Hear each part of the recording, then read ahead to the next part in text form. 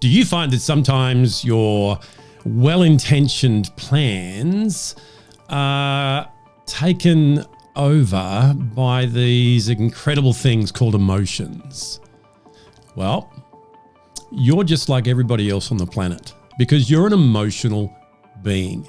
So stick with me, because this week I want to help you to be able to do those things that you want to do and become that person that you want to become whilst enjoying the emotions that you experience.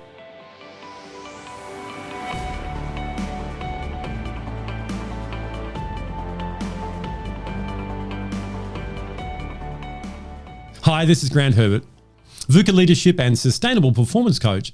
And today I want to get us back on track with talking about all things emotional intelligence by jumping into that second quadrant of emotional intelligence, which is self-management, by helping you to manage the response to your emotions.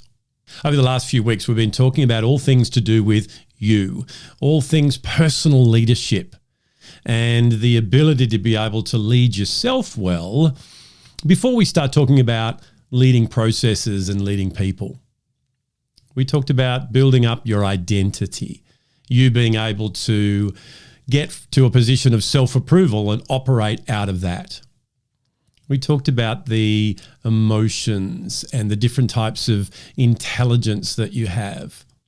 And we finished off last week with intention, where we looked at what was important to you. We looked at your values. We looked at your vision for the future and what your mission was in life. Now, all these things are fantastic, and I know that you've been working hard and going through all that with me, and that's fantastic. However, because we're human beings, not human doings, we're not robots, we're not ChatGPT or AI or anything like that, we're humans. We have these amazing things called emotions, and how we interpret and navigate those emotions will determine whether or not all those values and visions and plans and everything that we've talked about will come to fruition. So how do we make sure that what was meant for good doesn't actually turn out to be harmful? To do this, we need to get that understanding again of what emotions are and what they're not. Emotions and feelings are two different things. Emotions, on one hand, is the physiological sensation that you feel in your body that lets you know that something's going on around you in your world.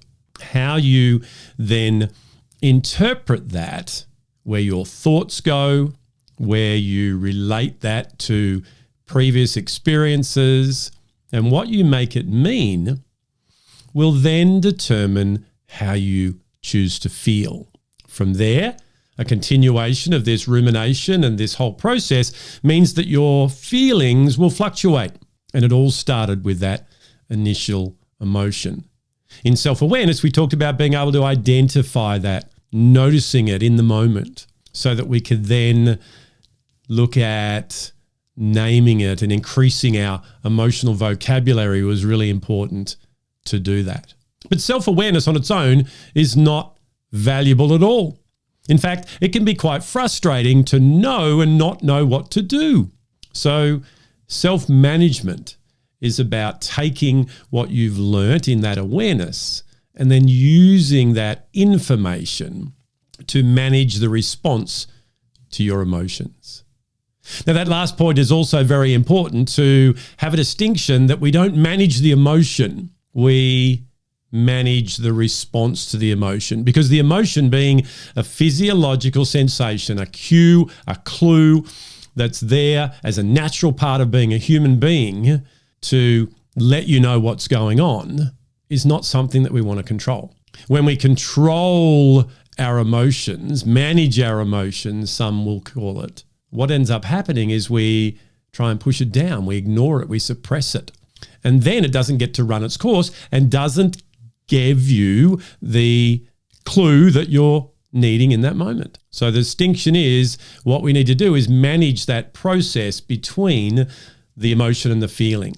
The feeling is psychological. It involves what you make it mean, how you relate that to who you believe you are, all those identity issues that we've talked about before. And that is what we need to manage.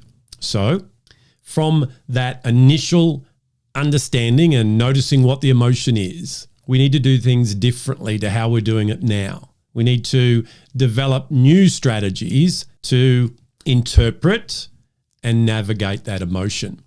Just like any other behavior change, it starts with what we think. Our thoughts become our actions. So managing the initial thought process that goes on when you experience that emotional sensation is key. It's paramount to you being able to get a lot healthier behavior coming from your initial emotion. Emotions are not something that get left at the door. They're not something that we separate ourselves from. They are an integral part of who we are as a human being. It's about embracing that emotion and being able to utilize it to navigate our journey in a much more healthier way. To do that, we need to continue to work on those identity issues, who you believe you are and who you believe you're not. We need to reprogram and be able to work with that mini-me, to be able to take thoughts captive when they are taking you off that positive path. In fact, talking about that word, there's no such thing as a positive or a negative emotion. They're all equal. They all have value. What we do with that emotion is what turns out to being either positive or negative. It's all about behavior. Behavioral self-control is the first competency of self-management. It's about being able to have new strategies that when you experience a certain emotion, that you shift the dialogue, shift the thinking, and therefore shift the behavior. Moving forward, we're going to go deeper into that. And next week, we're going to look at actual processes that we can take ourselves through that are based on logic, that utilizes what we know and puts it in a process that we can then lead ourselves to the behavior that we want. I know, because I'm a human being just like you, that there are certain things that happen in my world, just like it does in yours, that triggers certain thought patterns, that brings up certain feelings that I've felt before. Those feelings can either be good and bring pleasure, or they can be bad and bring pain. However, all of that is data that we can use to manage the response to our emotions. When we're able to do that, we have a better relationship with ourselves, with others, and it's good for the greater good. However, as we step into this starting next week, I want you to remember that this is all about incremental change.